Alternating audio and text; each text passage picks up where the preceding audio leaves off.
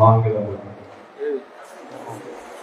சிறு குறு விவசாயிகள் நீரேற்று பாசன சங்கத்தினுடைய தலைவர்களுக்குரிய திரு அலைவி கணேசன் அவர்களே, செயலாளர் திரு நஞ்சவேல் அவர்களே, பொருளாளர் அண்ணன் பிருத்திவி அவர்களே, இணை செயலாளர் டாக்டர் நெடுஞ்செழியன் அவர்களே, நிகழ்ச்சியிலே பங்கெடுத்திருக்கின்ற முன்னாள் சட்டப்பேரவை உறுப்பினர் திரு ஏ மலையசாமி அவர்களே, அண்ணன் பிரிய கணேசன் அவர்களே, மாமா திரு பழனிமன் அவர்களே, இன்ஜினியர் பாலசார் அவர்களே, அண்ணன் எம்.எஸ். கருணாநிதி அவர்களே, சகோதரர் முத்துக்குமார் அவர்களே, வருகின்ற அத்துறை சங்கத்தினுடைய நிர்வாகிகளுக்கும் என்னுடைய வணக்கத்தினோடு தெரிவித்துக் கொள்கிறேன்.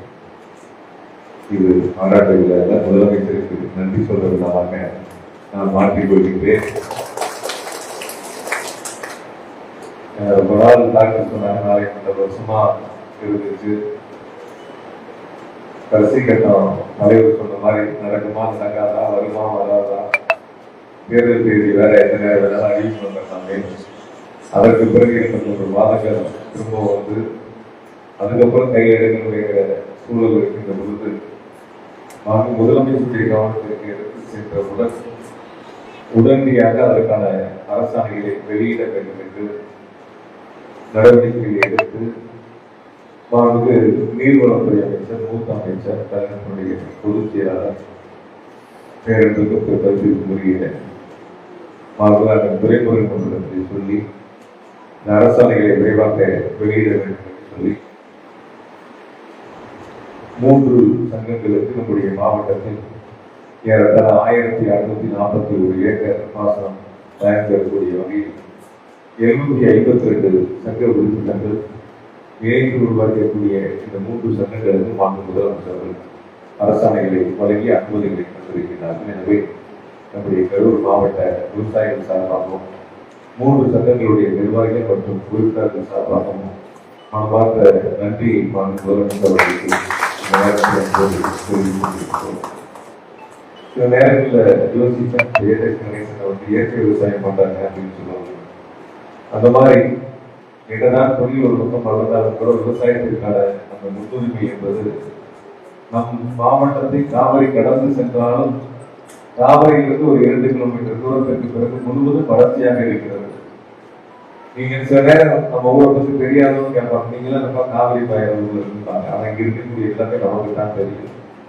காவிரி நம்ம ஊரை கடந்து சென்றாலும் கூட வளர்ச்சி என்ற நிலையை நாம் எதிர்நோக்கின்ற பொழுது ஒரு பசுமையான சூழலை உருவாக்க வேண்டும் என்ற முனைப்போடு 20 ஆண்டுகளுக்கு முன்பாக எடுக்கப்பட்ட அந்த டாக்டர்கள் எடுத்திருக்கக்கூடிய அந்த முயற்சி, அந்த ஒருங்கிணைத்து கொண்டு வந்திருக்கின்ற முயற்சிக்கு இது முழுவதுமாக பலன் கிடைத்திருக்கிறது. ஒரு அரசாணை பெற்ற நாள் மகிழ்ச்சியான நாள் என்று சொன்னால், 1 ஆண்டு காலத்திற்குள் இந்த திட்டத்தை முடித்து நம்முடைய காற்றில் தண்ணீர் வந்து விழுகின்ற நாள் இன்னும் மகிழ்ச்சியான நாள். அந்த நாள் தான் மிக சிறப்பான நாளாக இருக்கும். ஆகையால் டாக்டர்களும் தலைவர் செயலாளர் பொருளாளர்களும் விரைவாக பணிகளை முடித்திட வேண்டும். அரசாணை பெறுவதோடு மட்டும் நான் நின்று விடுவேன் என்று நினைக்க வேண்டாம்.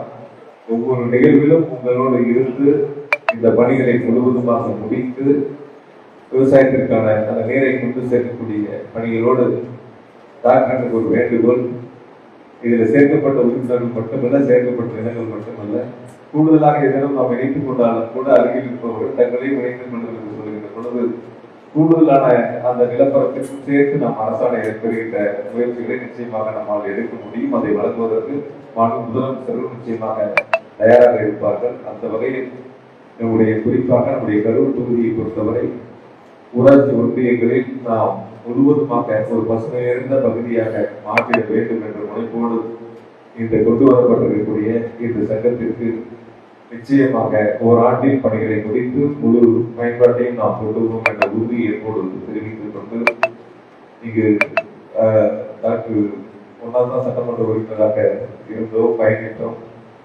நிறைய நேரங்களில் சந்திக்கின்ற பொழுது நிறைய கருத்துக்களை பரிமாறினாலும் கூட டாக்டர் எப்ப நேரில் பார்த்தாலும் சங்கத்தோட ஞாபகம் தான் வரும், முதல் ஞாபகம். மற்றபடிக்கு அவர் வேற ஏதாவது சொல்ல வந்திருந்தா கூட எனக்கு மனசுல பார்த்தோன்னே சங்கத்தினுடைய கோரிக்கையாகத்தான் இருக்கும் என்ற அளவிற்கு தொடர்ந்து அதை நாம் பயணித்திருக்கின்றோம். அந்த பயணம் ஒரு வெற்றியாக அமைந்திருக்கின்றன.